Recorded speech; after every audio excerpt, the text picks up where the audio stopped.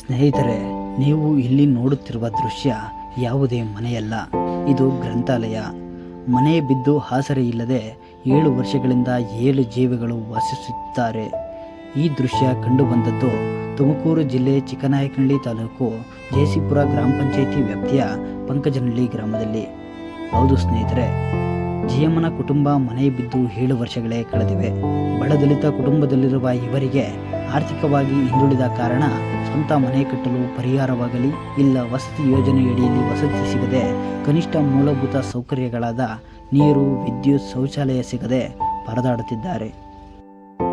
ಪ್ರತಿಯೊಬ್ಬ ಮನುಷ್ಯನ ಕನಸು ಸ್ವಂತ ಮನೆ ಹೊಂದುವುದು. ಆದರೆ ಬಡವರಿಗೆ ಈ ಕನಸು ಕನಸಾಗಿಯೇ ಉಳಿದಿದೆ. ಹೌದು ಸ್ನೇಹಿತರೆ, 7 ವರ್ಷದ ಹಿಂದೆ ಕಟ್ಟಿದ ಮನೆ ಗಾಳಿ ಮಳೆಗೆ ಹಾನಿಯಾಗಿದೆ. ಸೂರಿಲ್ಲದೆ ಪರದಾಡಿ ಊರಿನ ಗ್ರಂಥಾಲಯದಲ್ಲಿ ಈ ಕುಟುಂಬ ವಾಸವಾಗಿದೆ. ಮನೆ ಬಿದ್ದರೂ ಪರಿಹಾರವೂ ಇಲ್ಲ, ವಸತಿ ಯೋಜನೆಯಡಿ ಮನೆಯೂ ಇಲ್ಲ. ಗೆಳೆಯರೇ, ಮನೆಯ ಗೋಡೆಗಳು, ಹೆಂಚುಗಳು ತಮ್ಮ ಅಸ್ತಿತ್ವ ಕಳೆದುಕೊಂಡು ಮಳೆಗಾಳಿಗೆ ನೆಲಕ್ಕೆ ಬಿದ್ದಿವೆ. ಜಯಮ್ಮನ ಕುಟುಂಬ ಬಡವರಾಗಿದ್ದು ಕೂಲಿ ಕೆಲಸ ಮಾಡಿಕೊಂಡು ಜೀವನ ಸಾಗಿಸುತ್ತಿದ್ದಾರೆ. ಜಯಮ್ಮನಿಗೆ ಒಬ್ಬಳು ಮಗಳು, ಮಗ, ಅಳಿಯ ಹಾಗೂ 3 ಜನ ಮಕ್ಕಳಿದ್ದು ಬಡತನದಲ್ಲೇ ಜೀವನ ಸಾಗಿಸುತ್ತಿದ್ದಾರೆ. ಮನೆ ಬಿದ್ದ ಕಾರಣ ಖಾಲಿ ಇದ್ದ ಗ್ರಂಥಾಲಯದಲ್ಲೇ 7 ವರ್ಷಗಳಿಂದ ವಾಸವಾಗಿದ್ದಾರೆ.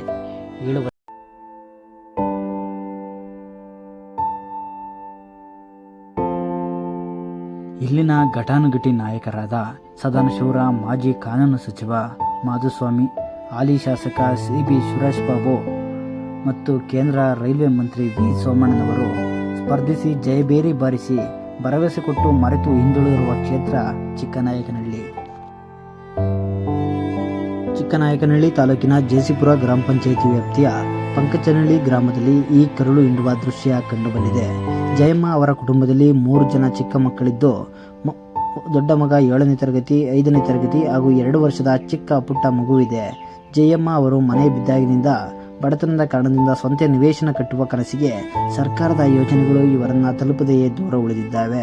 ಮನೆ ಬಿದ್ದಾಗಿನಿಂದ ಈ ಕುಟುಂಬವು 7 ವರ್ಷಗಳ ಕಾಲ ಗ್ರಂಥಾಲಯದಲ್ಲೇ ಜೀವನ ಸಾಗಿಸುತ್ತಾ ಬಂದಿದೆ. ಸಂಬಂಧಪಟ್ಟ ಅಧಿಕಾರಿಗಳು ಇವರತ್ತ ಗಮನ ಹರಿಸಿ ವಸತಿ ಯೋಜನೆಯಡಿ ಸಣ್ಣ ಸೂರನ್ನು ಕಟ್ಟಿಕೊಳ್ಳಲು, ಸಮಾಜದಲ್ಲಿ ಸಮಾನತೆಯಿಂದ ಬದುಕಲು ಅವಕಾಶ ಕಲ್ಪಿಸಿ ಮೂಲಭೂತ ಸೌಕರ್ಯಗಳನ್ನು ಒದಗಿಸುವಂತೆ ಜಯಮ್ಮನ ಕುಟುಂಬ ಕೇಳಿಕೊಳ್ಳುತ್ತಿದೆ.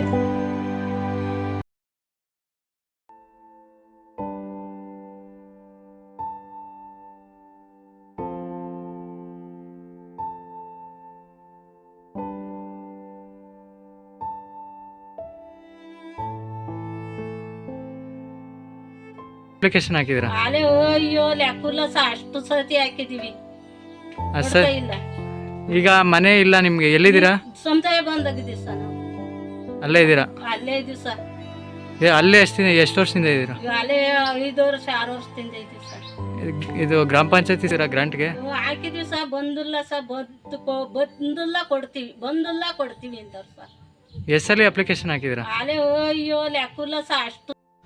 ಪಂಕಜನಹಳ್ಳಿಯಲ್ಲಿಯೂ ಸಹ ದಲಿತ ಕುಟುಂಬಗಳು ಮೂಲಭೂತ ಸೌಕರ್ಯಗಳಿಲ್ಲದೆ ಪರದಾಡುತ್ತಿದ್ದರೂ ಈವರೆಗೆ ವಸತಿ ಯೋಜನೆಯಡಿ ವಸತಿಯನ್ನು ಕಾಣದೆ ಜಯಮ್ಮನ ಕುಟುಂಬ ಬಡತನದಲ್ಲಿ ಪರದಾಡುತ್ತಿದೆ.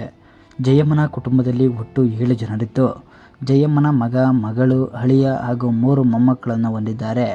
ಮಕ್ಕಳಿಗೆ ವಿದ್ಯಾಭ್ಯಾಸ ಕೊಡಿಸಿ ಬದುಕು ಕಟ್ಟಿಕೊಳ್ಳುವ ಬಡ ಕುಟುಂಬಗಳಿಗೆ ಸರ್ಕಾರದ ಯೋಜನೆಗಳು ತಲುಪಬೇಕಿದೆ. ಸಂಬಂಧಪಟ್ಟ ಅಧಿಕಾರಿಗಳು, ಜನಪ್ರತಿನಿಧಿಗಳು ಇನ್ನಾದರೂ ಸಮಸ್ಯೆಗೆ ಪರಿಹಾರ ಹುಡುಕುತ್ತಾರಾ ಇಲ್ಲವಾ ಕಾದು ನೋಡಬೇಕಾಗಿದೆ.